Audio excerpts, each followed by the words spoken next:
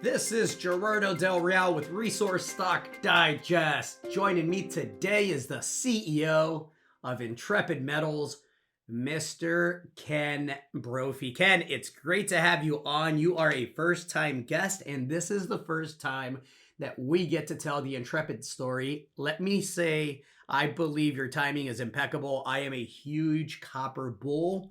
I am very selective with the companies that I look at and make sure that jurisdiction is top notch if at all possible, right? And in this case, you check both of those boxes. So I wanted to have you on. I wanted to tell the Intrepid story, and I thought the timing was great. So thanks for coming on. Gerardo, thank you for having me, and I'm very pleased to hear your bullish outlook, certainly on the commodity in this space. And yeah, I certainly think we've been able to pull together a great asset base, and I look forward to talking to you more about it, and certainly your listeners. Well, let's talk about it. You have three projects. They're all located in Arizona. I was in Arizona a few months back, and I can tell you that there's a resurging base metal, specifically copper, market that's developing there with several companies doing really great work on the path to development and production. And so the jurisdiction absolutely checks the box for me. So I thought we'd have you on and tell us a little bit about the projects and why the focus in Arizona.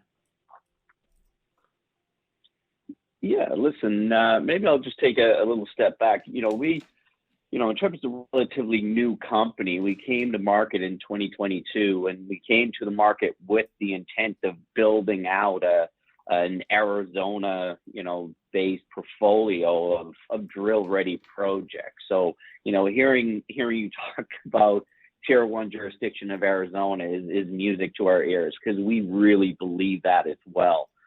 So, after we came to the market, our first raise, we raised about $3 million. And, from 2022 to, near the end of 2023, we really focused more on, M&A and trying to build out our asset base. And, throughout that time, we've been able to add three real exciting projects. The first project, I guess, we brought across the line was Tombstone South. And Tombstone South is just south of the town of Tombstone, and it's a Hermosa or South 32 Taylor deposit type of analog, where we have a lot of shallow, kind of high grade silver that's caught up in manganese, but none of the drilling in that area ever went deep enough, and that's how the Taylor deposit was really discovered. So we're really excited about that project as well. I'll talk a little bit more about it in a bit. Then we have our Mesa Well project, which is a little bit further north in Graham County. It's a laramide, laramide type of porphyry target, surrounded by massive deposits, just along trend of Faraday's Copper Creek project.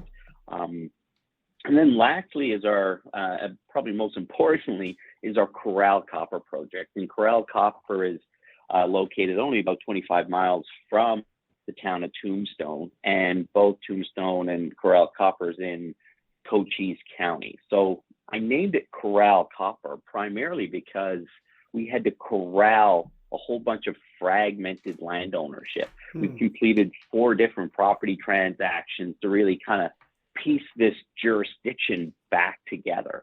While there's been previous mining, I think there was almost 50 million pounds of copper extracted back in the 1900s. But it was fragmented throughout these different patented mining claims. And it's important to note, our Corral Copper project, what we've been able to corral together is over 9,600 acres, and 1,800 acres of that being patented mining claims and private surface, right? So we can simplify it and say it's private land. It's our backyard. So piecing all of that together has been a significant undertaking. And, while other people have tried in the past, we've kind of succeeded where others have failed, being able to pull that project together. And just based on the historical drill data that we have, there's almost 50,000 meters of drill data that we've been able to kind of, pull together from Corral Copper.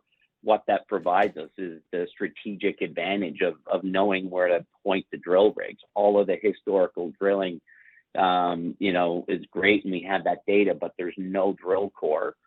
So we had to go out and we had to drill it to get, modern 43101 compliant data. But we have that strategic advantage where many other exploration companies are taking their best shot. We kind of know where the point to drill rigs and have a strong degree of confidence that we're going to have some good results come back from it. Well, you mentioned the historic mining. You mentioned the fact that nobody had been able to put this dominant land position together, and I know there's quite a colorful history that contributed to the lack of cooperation and being able to put it all together. I think it's worth mentioning that historic mining had grades up to 9.2% copper. So just to be absolutely clear, you're looking at kilometers and kilometers of trend with, definitely blue sky potential for high grade copper, correct? Yes, we have this 3 kilometer trend, and that 3 kilometer trend all falls within our kind of private land. So, once again, all kinds of strategic advantages that come along with, private lands and patent mining claims. Excuse me. So within that 3 kilometer trend, we've got, 36,000 meters of drill data throughout that area. And, what's interesting is within that 36,000 meters, it's been done by 9 different companies. Some companies were only looking for gold. Some companies were only looking for copper. So, what makes this one area really unique compared to some of the other Arizona stories, and there's a lot of great Arizona stories out there, is just the amount of gold that we've been able to see within our system as well. So it's, the mineralization we're seeing is more Jurassic versus many of the other projects are more kind of laramide. So, the 50,000 meters of drill data, 50,000 million pounds of copper, that averaged a grade of 1.57%. So it is a lot of high grade and shallow. Most of the drilling within that 3 kilometer trend doesn't go past 300 meters. So this is really shallow kind of, carbonate replacement deposit type of mineralization. The source of all of that mineralization has yet to really be discovered. And yeah, as you touched on, some of the historical data that we have is fantastic. And we're currently drilling. We got a 5,000 meter drill program ongoing. I'll just take one step back. Because of what we've been able to pull together from a project standpoint, we're one of the few companies. We raised $6.6 million to start this year, and we're already drilling. And the first phase is a 5,000 meter drill program to confirm a lot of the historical data, because it is historical data. It's been done by various different drill companies. So it's important that we kind of validate a lot of the historical data that we have. What comes next? We're anticipating assays, obviously. You mentioned 3 projects and you touched on a couple. Set the table for me and give me an idea of the layout here for the next several quarters, Ken. So, certainly going to stay focused on drilling Corral copper at this stage, and we'll certainly, have results coming in the weeks ahead. I think, we'll just say 4 to 6 weeks just to kind of provide us a little bit of buffer, because it is important that we have, a good representation of various drill holes versus just one. Our Tombstone South project is a real exciting project that we'd like to be able to drill later this year as well. And, I'll touch on Hercules as a 2023 success story. It had a lot of historical kind of mining, historical data, and it led to a new discovery. And that's a single asset company that now has a market cap of 200 million, whereas ours, was only around 25 million at this stage. We hit what we hope to hit at Tombstone. Then all of a sudden, between Corral Copper and Tombstone, we have 2 massive, types of projects to be able to create value with. So, potential spin out opportunity there as well. So we'd like to be able to drill Tombstone and really get an understanding of that project, because when we first acquired it, we did a large IP survey, and we identified a large and strong chargeability anomaly, similar to the Hercules story in many ways, where they blinded where they drilled a blind chargeability anomaly. So we want to drill that. It could be a home run, certainly for the company and all of our shareholders. So we'd like to drill that a little bit later in the year, but we had the strategic advantage of being able to corral and Tombstone at the same time because they're so close together. They're only about 25 miles apart from one another. Well, exciting times. I love that you hit the ground running with the drill bit. I love that you have tons of historic data. You're in a great jurisdiction. I think you're hitting the sweet spot of the copper market. I think it's off to the races there as well. Ken, I want to thank you for your time today, and I'm looking forward to having you back and seeing what the drill bit turns up. Thanks, Gerardo. Yeah, listen, very bullish on copper. Obviously, just more recently, copper is hitting yearly highs.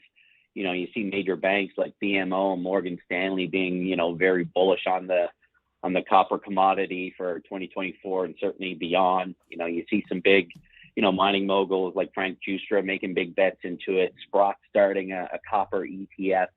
So, to a point that you touched on earlier, I think we've got a lot of wind in our sails right now. We're hitting, 52-week highs, and we're only just getting going. So certainly look forward to an exciting year ahead for certainly the great team and the shareholders. Good stuff. Ken, thanks again for the time. Have a great week, and we'll chat soon. Look forward to it. All the best, sir. Cheers.